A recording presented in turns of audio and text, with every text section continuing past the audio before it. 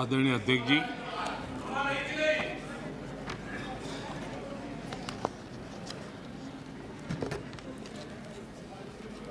पिछले 3 दिवस से अनेक वरिष्ठ महानुभाव आदरणीय सदस्यों ने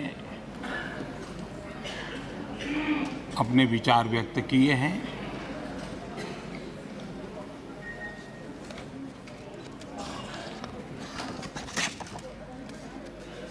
करीब सभी के विचार मुझ तक विस्तार से पहुंचे भी हैं।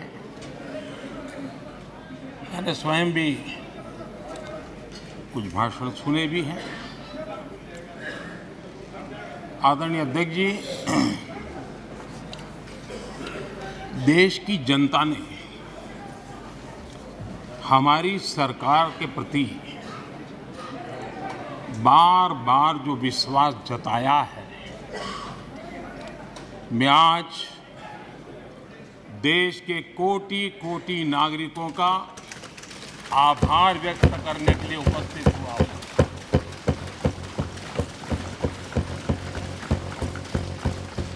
और अध्यक्ष जी कहते हैं,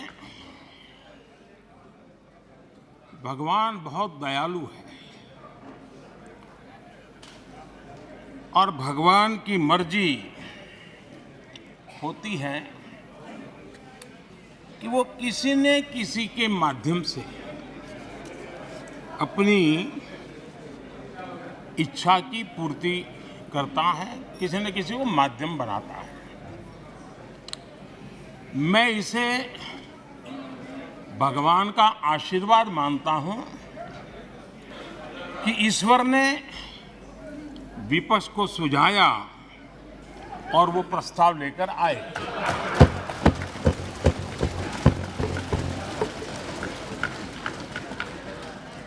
दो 2018 में भी ये ईश्वर का ही आदेश था, जब विपक्ष के मेरे साथी अविश्वास प्रस्ताव लेकर के आए थे। उस समय भी मैंने कहा था कि अविश्वास प्रस्ताव हमारी सरकार का फ्लोर टेस्ट नहीं है। मैंने उस दिन कहा था, बल्कि ये उन्हीं का फ्लोर टेस्ट है। ये मैंने उस दिन भी कहा और हुआ भी वही। जब मतदान हुआ तो विपक्ष के पास जितने वोट थे उतने वोट भी वो जमा नहीं कर पाए थे।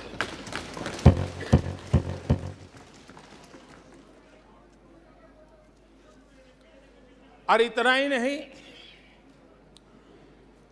जब हम सब जनता के पास गए तो जनता ने भी पूरी ताकत के साथ इनके लिए नो कॉन्फिडेंस घोषित कर दिया। और चुनाव में एनडीए को भी ज्यादा सीटें मिली और भाजपा को भी ज्यादा सीटें मिली। यानी एक तरह से विपक्ष का अविश्वास प्रस्ताव हमारे लिए शुभ होता है।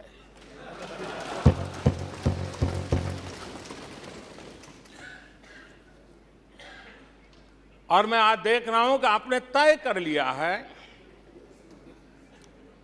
कि एनडीए और बीजेपी 2024 के चुनाव में पुराने सारे रिकॉर्ड तोड़ करके भव्य विजय के साथ जनता के आशीर्वाद से वापस आएंगे। आदरणीय अध्यक्ष जी, विपक्ष के प्रस्ताव पर यहां 3 दिनों से अलग अलग विषयों पर काफी चर्चा हुई है। अच्छा होता कि सत्र की शुरुआत के बाद से ही विपक्ष ने गंभीरता के साथ सदन की कार्यवाही में हिस्सा लिया होता। बीते दिनों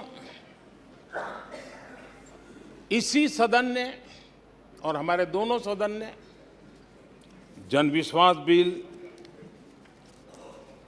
मेडिएशन बिल, डेंटल कमीशन बिल, आदिवासियों के लिए जुड़े हुए bill, digital data protection bill, national research foundation bill, coastal aquaculture से जुड़ा बिल, ऐसे कई महत्वपूर्ण बिल यहाँ पारित किए। और ये ऐसे बिल थे जो हमारे फिशरमैन के हक के लिए थे और उसका सबसे ज्यादा लाभ केरल को होना था और केरल के सांसदों से ज्यादा अपेक्षा थी कि ऐसे बिल पर तो अच्छे ढंग से हिस्सा लेते, लेकिन राजनीति उन पर ऐसी हावी हो चुकी है कि उनको फिशरमैन की चिंता नहीं है। यहां नेशनल रिसर्च फाउंडेशन का बिल था, देश की युवा शक्ति के आशा आकांक्षाओं के लिए एक नई दिशा देने वाला बिल था। हिंदुस्तान को एक साइंस पावर के रूप में भारत कैसे उभरे, वैसी एक दीर्घ दृष्टि के साथ सोचा गया था। उससे भी आपका इतराज। डिजिटल डाटा प्रोटेक्शन बिल, ये बिल अपने आप में देश के युवाओं के जज्बे में जिस बात आज प्रमुखता से है उससे जुड़ा हुआ था। आने वाला समय टेक्नोलॉजी ड्रिवन है। आज डाटा को एक प्रकार से सेकंड ऑयल के रूप में, सेकंड गोल्ड के रूप में माना जाता है। उस पर कितनी गंभीर चर्चा की जरूरत थी, लेकिन राजनीति आपके लिए प्राथमिकता थी। कई ऐसे बिल थे जो गांव के लिए, गरीब के लिए, दलित के लिए, पिछड़ों के लिए, आदिवासी के लिए, उनके कल्याण की चर्चा करने के लिए थे, उनके भविष्य के साथ जुड़े हुए थे। लेकिन इसमें इन्हें कोई रुचि नहीं है। देश की जनता ने जिस काम के लिए उनको यहां भेजा है, उस जनता का भी विश्वासघात किया गया है।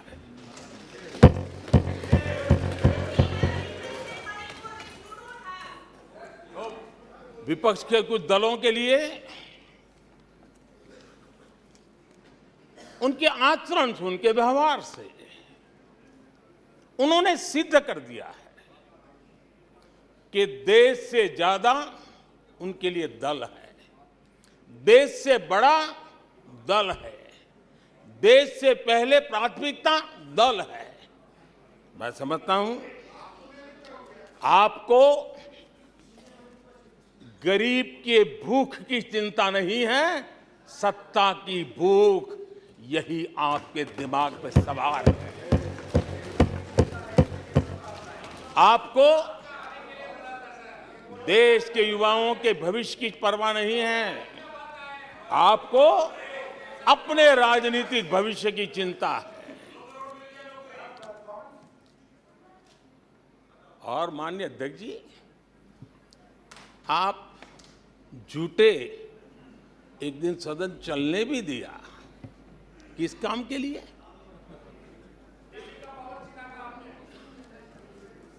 आप झूठे तो अविश्वास प्रस्ताव पर झूठे और अपने कट्टर भ्रष्ट साथी उनकी शर्त पर मजबूर होकर के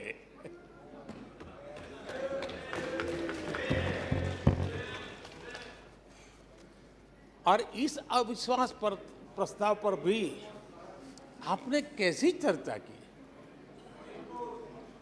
और तो मैं तो देख रहा हूं सोशल मीडिया में आपके दरबारी भी बहुत दुखी है। ये हाल है आपका। और अध्यक्ष जी देखिए, मजा इस डिबेट का कि फील्डिंग विपक्ष ने ऑर्गेनाइज की, लेकिन चौके छक्के यहीं से लगे।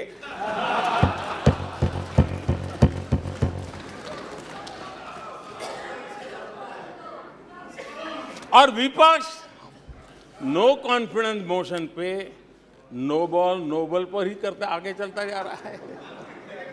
इधर से सेंचुरी हो रही है, उधर से नो बॉल हो रहे हैं।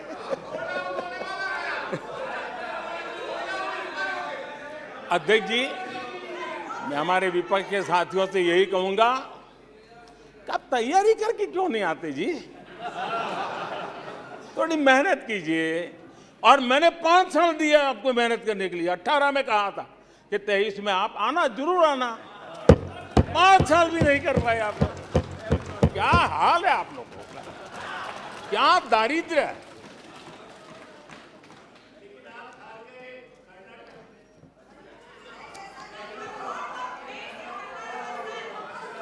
आदरणीय अध्यक्ष जी,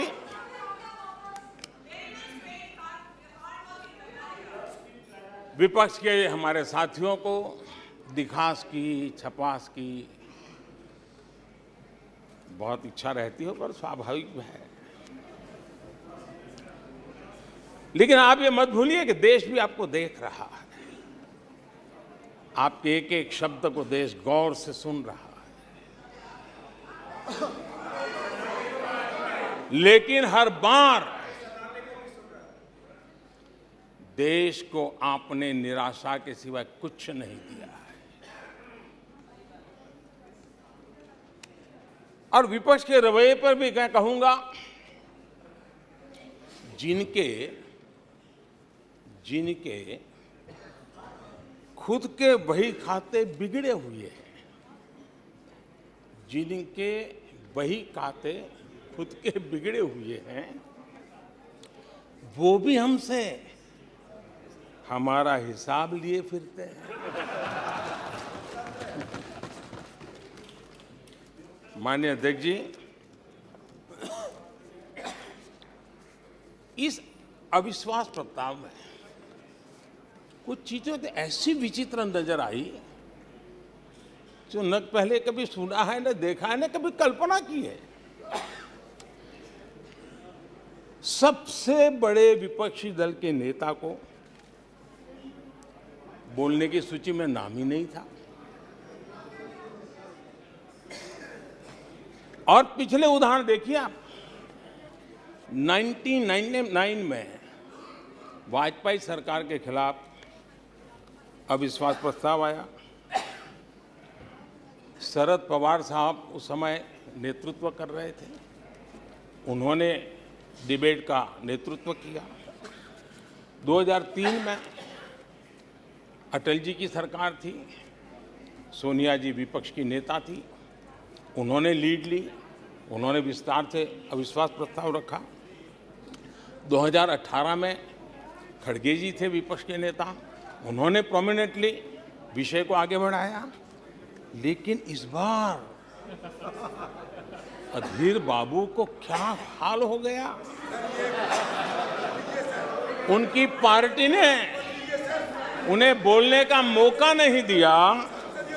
ये तो कल अमित भाई ने बहुत जिम्मेवारी के साथ कहा कि भाई अच्छा नहीं लग रहा है, और आपकी उदारता थी कि उनका समय समाप्त हो गया था, तो भी आपने उनको आज मौका दिया। लेकिन गुड़ का गोबर कैसे करना, उसमें ये माहिर है।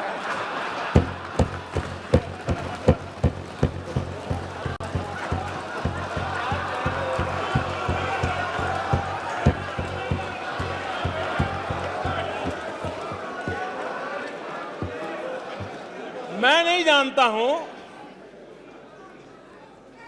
कि आखिर आपकी मजबूरी क्या है। क्यों अधीर बाबू को दरकिनारे कर दिया गया? पता नहीं, कलकत्ता से कोई फोन आया हो।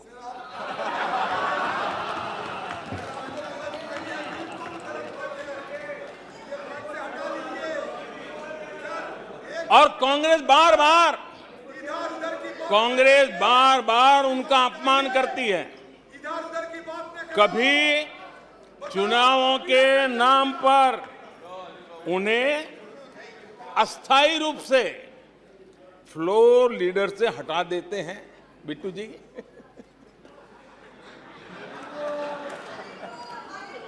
हम अधीर बाबू के प्रति अपनी पूरी संवेदना व्यक्त करते हैं।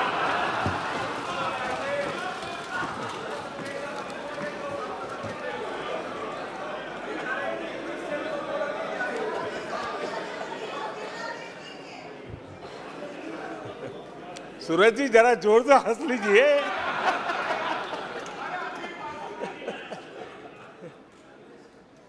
आदरणीय अध्यक्ष जी,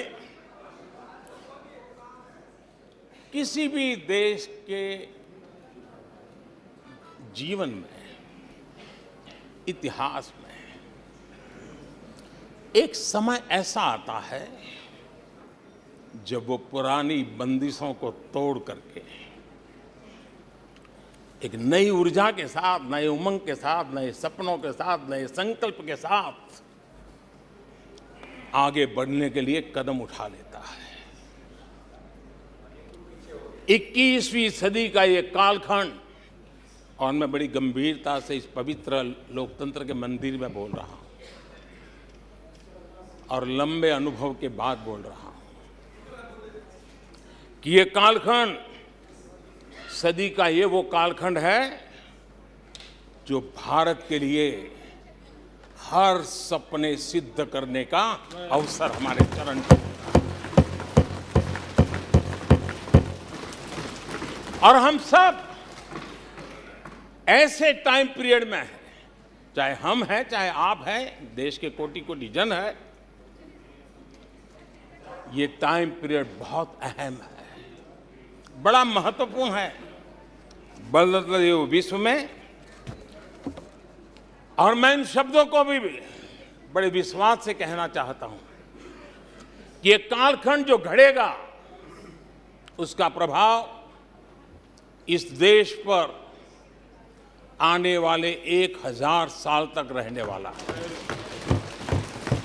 140 करोड़ देशवासियों का पुरुषार्थ इस कालखंड में अपने पराक्रम से, अपने पुरुषार्थ से, अपनी शक्ति से, अपने सामर्थ्य से जो करेगा, वो आने वाले 1000 साल की मजबूत नींव रखने वाला है।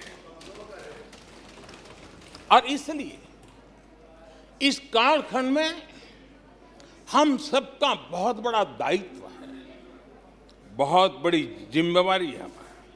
और ऐसे समय हम सबका एक ही फोकस होना चाहिए, देश का विकास, देश के लोगों के सपनों को पूरा करने का संकल्प, और उस संकल्प को सिद्धि तक ले जाने के लिए जी जान से जुट जाना, यही समय की मांग है। 140 करोड़ देशवासी, इन भारतीय समुदाय की सामूहिक ताकत हमें उस ऊंचाई पर पहुंचा सकती है। हमारे देश की युवा पीढ़ी का सामर्थ्य, आज विश्व ने उनका लोहा माना हुआ है, हम उन पे भरोसा करें।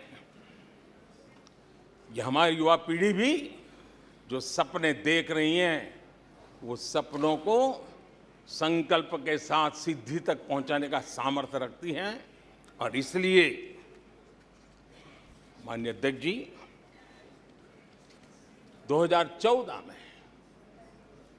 30 साल के बाद देश की जनता ने पूर्ण बहुमत की सरकार बनाई और 2019 में भी उस ट्रैक रिकॉर्ड को देख करके उनके सपनों को संजोने का सामर्थ्य कहां है, उनके संकल्पों को सिद्ध करने की ताकत कहां पड़ी है, वो देश भली भांति पहचान गया। और इसीलिए 2019 में फिर एक बार हम सबको सेवा करने का मौका दिया और अधिक मजबूती के साथ दिया। आदरणीय अध्यक्ष जी, इस सदन में बैठे हुए प्रत्येक व्यक्ति की जिम्मेदारी है कि वो भारत के युवाओं के सपनों को, उनकी महत्वाकांक्षाओं को, उनकी आशा अपेक्षा के मुताबिक वो जो काम करना चाहता है उसके लिए हम अवसर दें। सरकार में रहते हुए हमने भी इस दायित्व को निभाने का भरपूर प्रयास किया है। हमने भारत के युवाओं को घोटालों से रहित सरकार दी है।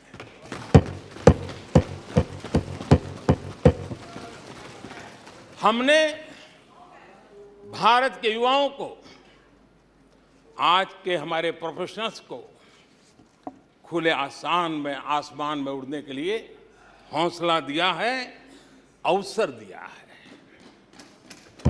हमने दुनिया में भारत की बिगड़ी हुई साख उसको भी संभाला है और उसे फिर एक बार नई ऊंचाइयों पर ले गए हैं।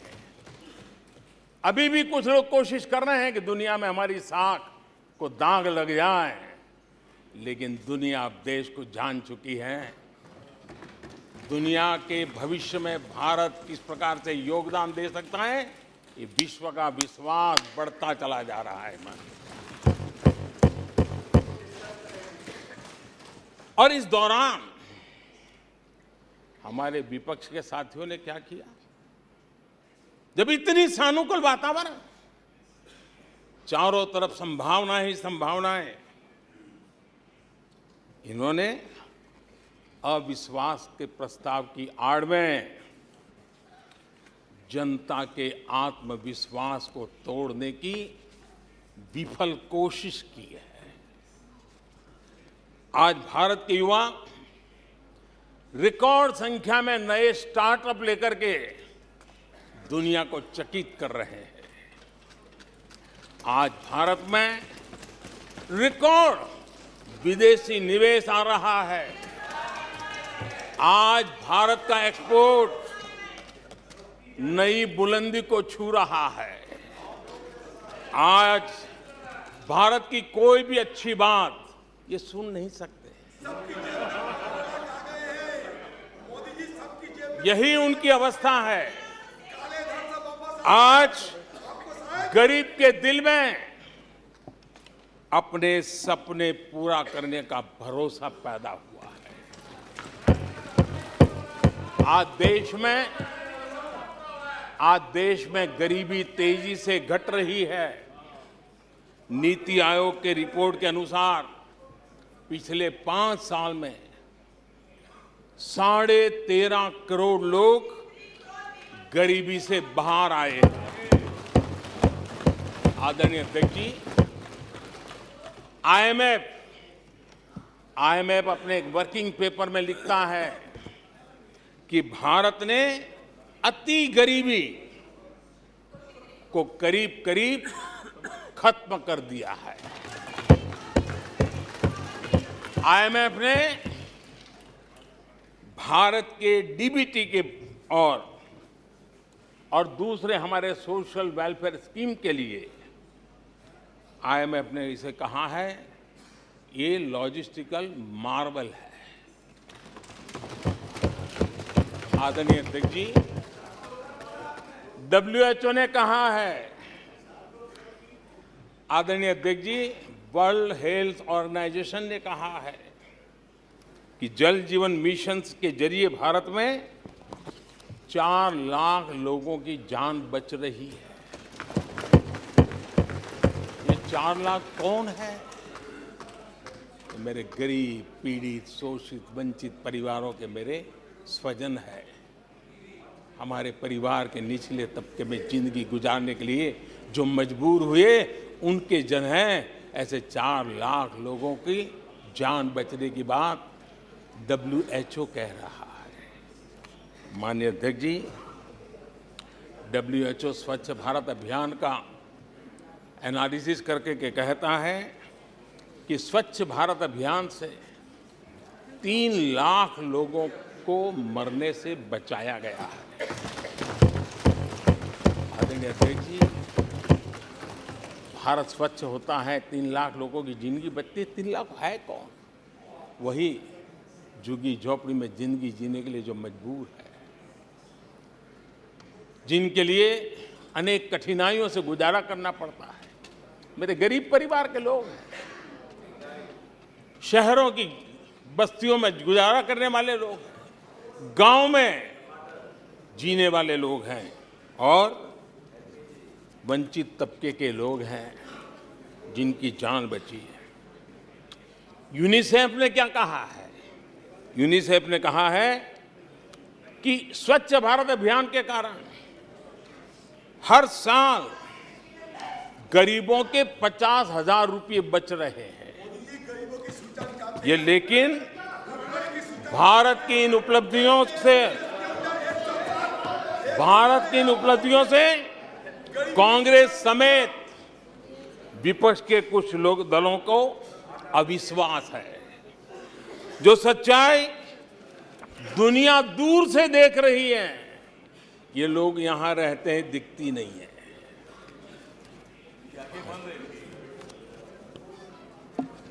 आदरणीय अध्यक्ष जी, अविश्वास और घमंड इनकी रगों में रस बस गया है। वे जनता के विश्वास को कभी देख नहीं पाते हैं। अब ये जो शुतुरमुर्ग अप्रोच है, इसके लिए तो देश क्या कर सकता है? आदरणीय अध्यक्ष जी, जो पुरानी सोच वाले लोग रहते हैं, बहुत सोच से सहमत नहीं हूं, लेकिन वो कहते हैं कि देखो भाई, जब कुछ शुभ होता है, कुछ मंगल होता है, घर में भी कोई अच्छा होता है, बच्चे भी कोई अच्छे कपड़े पहनता है, जरा साफ सुथरा होता है, तो काला टीका लगा देते हैं। आज देश का जो मंगल हो रहा है चारों तरफ, देश की जो चारों तरफ वाहवाही हो रही है, देश का जो जय जयकार हो रहा है, तो मैं आपका धन्यवाद करता हूं कि काले टीके के रूप में काले कपड़े में निकल के सदन में आकर के आपने इस मंगल को भी सुरक्षित करने का काम किया है। इसके लिए भी मैं आपका धन्यवाद करता हूं।